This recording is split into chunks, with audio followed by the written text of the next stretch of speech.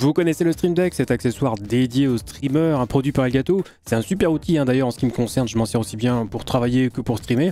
J'ai plein de macros et de raccourcis dessus. Bref, aujourd'hui, petite vidéo pour vous présenter la dernière mise à jour de l'application Stream Deck qui vient de sortir en version 5.0 et qui ajoute son petit lot de nouveautés qu'on va détailler maintenant. C'est parti.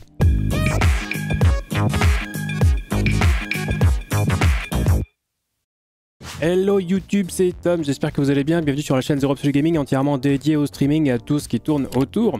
Alors je sais qu'il y en a parmi vous qui ont un Stream Deck, je sais aussi qu'il y en a parmi vous qui trouvent que c'est un accessoire trop cher pour ce que c'est. Et quelque part vous avez raison, on peut faire un Stream Deck avec un vieux clavier et un logiciel comme HID Macro, j'ai fait une vidéo là-dessus d'ailleurs si ça vous intéresse. Mais bon, c'est beaucoup de temps pour configurer l'ensemble alors qu'un Stream Deck c'est hyper intuitif, c'est plus joli, c'est moins gros, non vraiment. S'il y a bien un accessoire que je devais recommander en priorité aux streamers pour améliorer leur confort, c'est bien le Stream Deck. Au pire, vous pouvez tester une application qui permet de faire l'équivalent sur un smartphone, juste que ça bloquera votre smartphone. Bref, ce fameux Stream Deck vient avec une application que vous devez installer sur votre PC pour le configurer, configurer les boutons, tout ça, et cette application vient de sortir en version 5.0 qui ajoute pas mal de petites choses. Beaucoup de bugs corrigés, beaucoup trop pour être listés d'ailleurs, c'est qu'ils ont de l'humour chez Elgato, comme en témoigne le changelog officiel. Et tout le reste du changelog, on va le détailler en allant directement sur l'application qui, une fois mise à jour, se verra affublée d'un nouveau bouton nommé Stream Deck Store. En cliquant sur ce bouton, ça ouvre une nouvelle petite fenêtre avec plusieurs onglets sur le côté. Le premier onglet, premier menu, c'est le menu découverte, c'est tout ce qui concerne les dernières nouveautés en rapport avec le Stream Deck,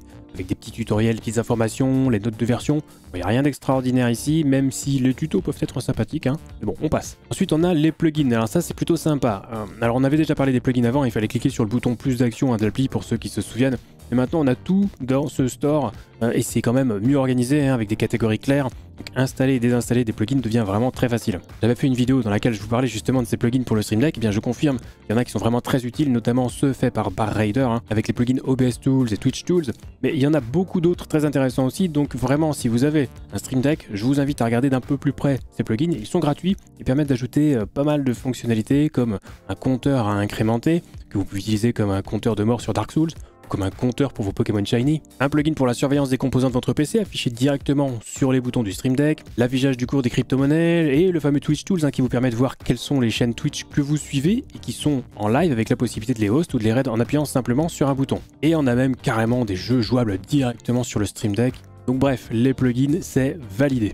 Ensuite l'onglet icônes, là le nom est assez explicite, vous allez pouvoir trouver des bibliothèques d'icônes à télécharger gratuitement et que vous pourrez ensuite utiliser sur votre propre Stream Deck évidemment, qui est quand même plus agréable que d'avoir des touches avec juste un texte. Vous trouverez plein de styles différents, y compris des icônes créées par Elgato directement pour Wavelink, pour aller avec Shadowplay de Nvidia par exemple.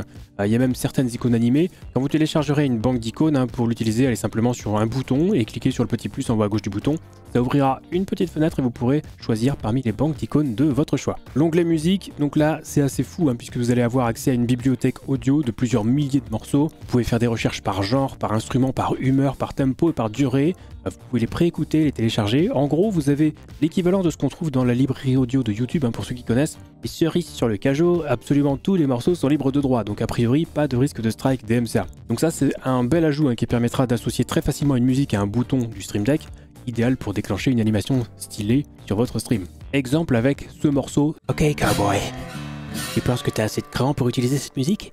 Ok, tu peux y aller les yeux fermés mais les oreilles ouvertes. Ou le morceau Heavy Rock Workshop par exemple.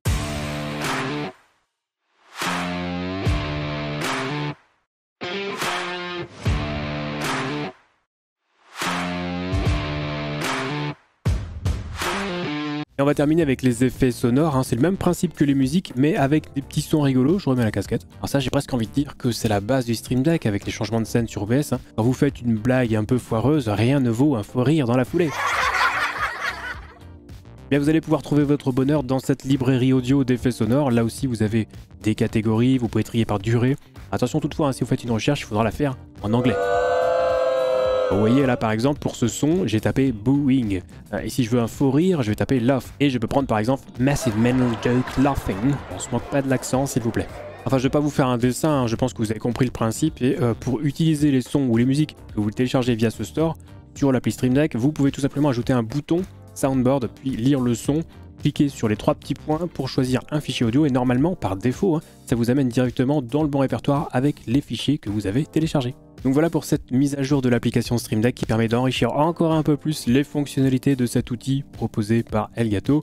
Moi ça me plaît, du coup je confirme que c'est un accessoire que je pourrais totalement recommander aux streamers, y compris aux streamers débutants. Est-ce que c'est indispensable? Non, bien sûr que non. Est-ce que c'est cher?